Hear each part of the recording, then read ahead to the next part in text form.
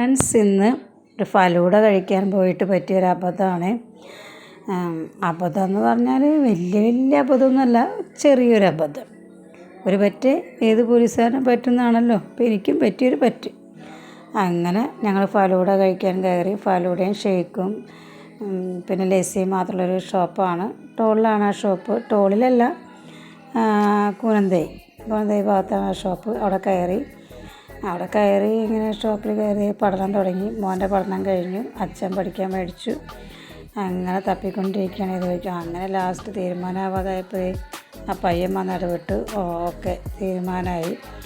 അപ്പോൾ ഇനി എൻ്റെ തിരക്കിലാണ്, ഞാനും ഇനി തപ്പിക്കൊണ്ടിരിക്കുകയാണ്. ഒക്കെ ഞാനും കണ്ടുപിടിച്ചു. അപ്പോൾ മോനൊരു സ്നിക്കേഴ്സ് ഫലൂഡ, ഹസ്ബൻഡ് ബോംബെ ഫലൂഡയാണ്, ഞാൻ കോക്കനട്ടിൻ്റെ ഫലൂഡയാണ്. അതേ കാത്തിരുന്ന് അവരുടെ ഫലൂഡ എത്തി, സ്നിക്കേഴ്സ് ഫലൂഡ എത്തി. ചെറിയൊക്കെ തോണ്ടിക്കൊണ്ടിരിക്കുകയാണ്. അപ്പോൾ ഞാൻ ഈ കാത്തിരിപ്പോണെങ്കിൽ കുറച്ച് നേരമായിട്ടാണ്. അതാണ്ട് ബോംബെ ഫലൂഡയും വന്നു. ഇപ്പം ബോംബെ ഫലൂഡയും വെച്ച് ഒരാൾ ഫോൺ ചെയ്തുകൊണ്ടിരിക്കും. അപ്പോൾ ഞാനതിൽ നിന്നൊക്കെ തോണ്ടി കഴിച്ചു.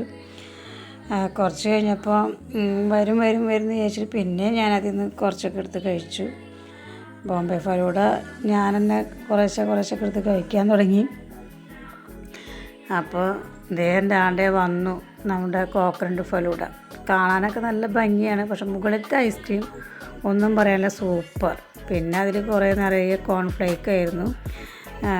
പിന്നെ അടിയിൽ പോയപ്പോഴല്ലോ എൻ്റെ കഴിച്ച് ഇതേ കാണാട്ടോ. ഇപ്പോൾ വായൊക്കെ ഇങ്ങനെ ഭയങ്കര വേദനയായി, നിറയെ കോക്കനട്ടിൻ്റെ പീസ്. ഞാൻ പറഞ്ഞു ഇത് കിട്ടിയിരുന്നെങ്കിൽ വീട്ടിൽ കൊണ്ടുപോയിട്ട് വല്ല ചമ്മന്തി അരച്ച് കഴിക്കുകയായിരുന്നു. അത്രയും കോക്കനട്ടിൻ്റെ പീസാണിത് ഇതിൽ കിടക്കുന്നത്. കഴിച്ച് അവർ രണ്ടുപേരും ചിരിക്കാൻ തുടങ്ങി. എനിക്ക് പറ്റിയൊരു അബദ്ധമാണ് കോക്കനട്ട് ഫലൂഡ.